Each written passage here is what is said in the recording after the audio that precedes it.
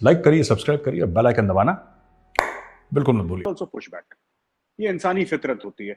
China ने इतना कर दिया ना कि इस मुल्क के साथ ये प्रॉब्लम, इसको लोन दे दिए, इसकी जमीन खा लो, उसने थोड़ा सा ज्यादा कर दिया। So the world is coming together. मुझे लगता है युद्धाभ्यास जो चल चल रहा है अभी, ये पहले भी चलता आ रहा है, लेकिन इसकी जो टाइमिंग है और जो उसकी लोकेशन है, this is messaging to China. ये एक मैसेजिंग है चीमा साहब। बिल्कुल ठीक है। तो मेरे साहब, ये अब जाहिर बात है, एक बड़े पैमाने पे ये ड्रिल्स हो रही हैं। आप क्या समझते हैं इसमें? क्या कोई इंडियन फौज की कैपेसिटी बिल्डिंग के लिए है? ये जो ट्रांसफर ऑफ टेक्नोलॉजी की बात होती रही है, ये क्या उसकी भी कोई मैनिफेस्टेशन इसमें होगी? क्योंकि जैसे फॉर एग्जांपल बीका जैसे एग्रीमेंट जो है, वो बेसिक एक्सचेंज जैसे एग्रीमेंट जो है, वो इंडिया और अमेरिका के दरमियान हुए हैं। तो आप क्या समझते हैं बेसिकली, ये क्या इन एक्सरसाइजेस से जो है वो इंडियन फौज को एक स्ट्रेंथ मिलेगी, और वो जो ट्रांसफर ऑफ टेक्नोलॉजी है उसमें भी कुछ चीज है इसमें? या कि आप समझते हैं कि इसकी बस स्ट्रेटेजिक सिग्निफिकेंस है कि हाँ भाई, 3,000 फुट पे जो मीटर पे हम खेल कर रहे हैं इसको, तो इसको बस उसी एंगल से देखा जाना चाहिए? आप इसको कैसे इस हवाले से देखेंगे? चीमा साहब, मुझे ऐसा लगता है कि इंडिया की नहीं है, अमेरिका की कैपेसिटी बिल्डिंग है। उसका रीजन है कि इंडिया के जो हमारे पास जो माउंटेन डिविजन्स हैं, जितने हमारे ट्रूप्स हाई एल्टीट्यूड में हैं आज की तारीख में, उतने दुनिया में कोई और मुल्क नहीं है जिसके इतने well train troops high altitude में हैं। 1984 से हमारे ट्रूप्स सियाचिन ग्लेशियर प्रॉपर में है, प्रॉपर ग्लेशियर पे हैं, और लाइन ऑफ एक्चुअल कंट्रोल पे हमारे ट्रूप्स हैं। लाइन ऑफ कंट्रोल के कई एरियाज हैं जो कि हाई एल्टीट्यूड एरिया में है, एलओसी के, एलएसी के। तो जितने इंडिया के mountain divisions line of control पे हैं, जो कि ब्लडेड इन बैटल हैं, जिन्होंने कन्फ्लिक्ट देखी है, जिन्होंने चीमा साहब एक लेवल पे वो इंस्टीट्यूशनल मेमोरी है, वो अमेरिका की भी नहीं है, वो रशिया की भी नहीं है, वो चाइना की नहीं है, पाकिस्तान किसी और मुल्क की नहीं है जितनी इंडिया की है। Share capacity of fighting in mountainous areas, एक तो ये चीज है। दूसरी चीज ये भी है कि transfer of technology, of course transfer of technology की भी बात चल रही है, और कई ऐसी चीजें हैं नेवी में जिसकी खबर आ रही है कि America is agreed to transfer of technology. उसमें शायद ड्रोन्स की भी बात चल रही है और अलग अलग चीजों की बात चल रही है, in which America is agreed to transfer of technology. But this is also capacity building for America, because America को यह बताना कि चाइना से अगर लड़ना है तो चाइना इज वल्नरेबल। ये मानना है ना कि China is vulnerable only in the ocean, it is not vulnerable in the mountains, ये गलत है, ऐसा नहीं है। Anybody can be, India can be vulnerable in the mountains, Pakistan can be vulnerable, China can be vulnerable. वो तो आपकी capacity building है। और माउंटेन्स में चीमा साहब, जो असली चीज जो वो होती है, असली जो परेशानी होती है माउंटेन्स में, इट्स नॉट फाइटिंग और ऑक्यूपाइंग ग्राउंड। माउंटेन्स में हाई एल्टीट्यूड में असली चीज लॉजिस्टिक्स है।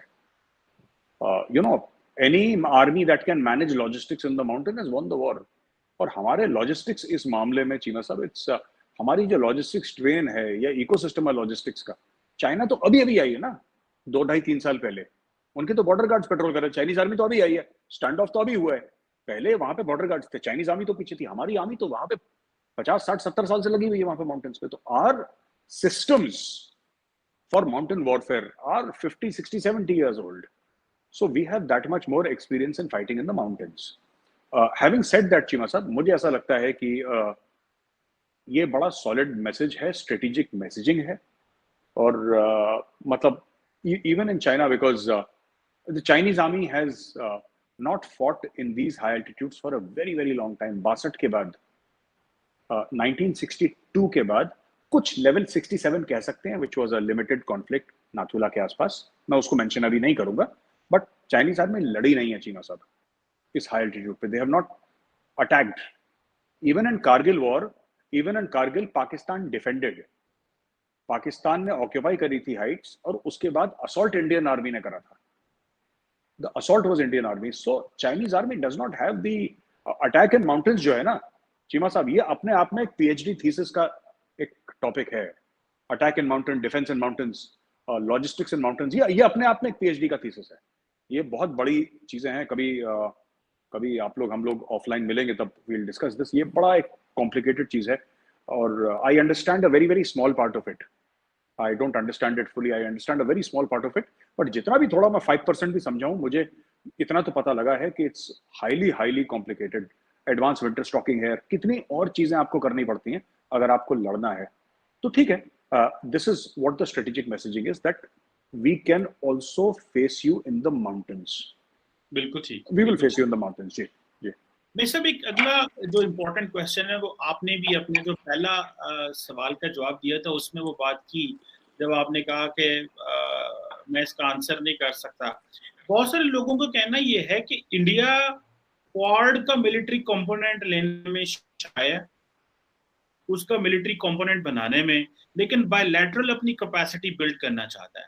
सो इट मीन्स कि India is going to be a shy par, क्या मतलब एक जिसे ऐसी या कंफ्यूज एक पार है कि उसको किस तरह आइंदा आने वाले दिनों में अपने आपने जो मिलिट्री कार्ड्स हैं या जो अपने डिफेंस कार्ड्स हैं वो खिते में खेलने हैं, जबकि खिते के अंदर इतनी बड़े पैमाने पे जो है वो डिफेंस के हवाले से प्रोक्योरमेंट्स हो रही हैं, मूवमेंट हो रही है, जो है जिसे आप कह रहे हैं कि अमेरिकन, चाइनीज और सब जो है वो जापानीज इवन लगे हुए हैं। तो ये जो चीज है कि बायलैटरली इंगेज करना अमेरिका के साथ मिलके, मुझे पता है इस तरह की एक जो यही एक्सरसाइज जो है में पिछले साल हुई है, तो उसी की एक ये चीज है जो यहाँ पे अभी हुई है, इससे पहले भी है 2014-16 में भी हुई है। तो आप क्या समझते हैं ये चीज है कि कहीं ना कहीं कंफ्यूज्ड है इंडिया, और इसकी शायद ये वजह भी आप समझते हैं कि for instance Indian arm forces में जिस तरह फॉर एग्जांपल सीडीएस का होना फिर ना होना, या डिसीजन मेकिंग में प्रॉब्लम है, जो है वो पॉलिटिकली शायद चीजें जो है वो और एंगल से देखी जा रही हैं, और मिलिटरीली जो है वो इंडिया की जो अफवाज है उसमें वो सिंक जो लाने की बात की जा रही थी वो सिंक आ नहीं पा रहा। तो इसमें जरा मैं काइंडली थोड़ा सा चीमा साहब, मुझे नहीं लगता कि India is a confuse par. मुझे लगता है कि India is always treated military as the last resort. जैसे अमेरिका मिलिट्री को फर्स्ट रिजॉर्ट मानता है कि जी आपने हमारी बात नहीं मानी, ये लो हेलफायर मिसाइल।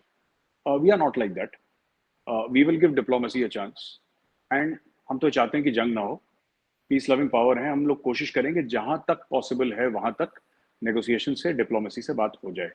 कभी कभी फ्रस्ट्रेटिंग होता है, 15, 16, 17 कोर कमांडर की टॉक्स हो गई, कुछ नतीजा नहीं निकला, होता है फ्रस्ट्रेटिंग, लेकिन ऐसा नहीं है।